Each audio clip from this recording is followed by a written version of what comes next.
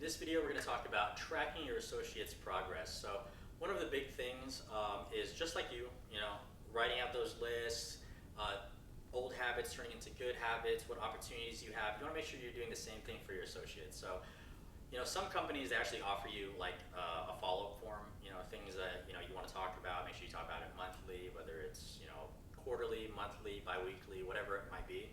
I actually ended up creating my own.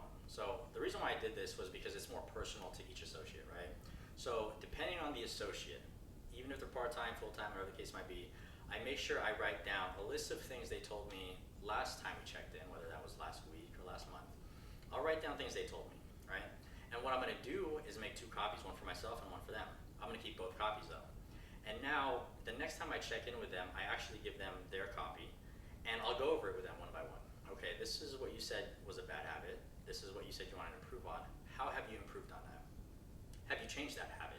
What have you done to kind of, rebuild your bad habits into good habits? And what mental shifts have you had so far? So this is a great way for you to put it on paper and to show them and to, learn with them about what's gonna make them successful, right? So now side by side, like I said, we're going over all these topics. We're checking them off one by one. And then what I'm gonna do is I'm gonna make a new list so that way next time we check in, we compare it again, right? And this is one really, really easy way that most supervisors and managers don't do to really help, fast track results for their associates. And the reason why, a lot of supervisor managers don't do this is because, you have to spend the extra time. So in one of the other videos I talked about, like taking your toolkit and sharpening all your tools. Just because it's there doesn't mean you're an expert at it, right? So by using, metrics, for example, so if a company gives me a form that says, okay, this is what you need to ask the associates every week, every other week, or every month, I'm gonna make my own list and say, okay, this is how I wanna make sure I'm checking with them the way that I wanna check in with them, right? So you're doing the company and you're gonna do it your way at the same time, right? Because you're never just gonna settle for what they tell you to do. You're gonna do more. You're gonna wanna be more. You're gonna wanna be an actual leader to these people, right? And so as I check in with them, each and every one of them are different, right? You want to make sure you block out time. And I think this is a very important thing that most people don't do. It's something that, I keep seeing happen is they'll spend time, doing a one-on-one, doing a coaching form with their associate, but they'll have their phone not on silent. They'll check their phone every once in a while. Imagine you're trying to be better, and the person that's gonna help you be better is always going on their phone and getting distracted. How is that gonna make you feel? If you wanna get promoted, if you wanna get a raise, and the person that's gonna help you get there is always distracted, always on their phone, or not really giving you 100% undivided attention, how would that make you feel? And think about it like that. So when you're training and coaching your associates, turn off your phone, block out 30 minutes at least to spend time with them, lock yourself in a different room in the office, right? No distractions. Let everybody know when I'm doing a one-on-one, when I'm doing a coaching forum, this is their time. This is not my time, so respect their time. And if you respect, your associates' time, they will be more open to you. They will tell you more things that they feel deficient at, so that way you can help them improve.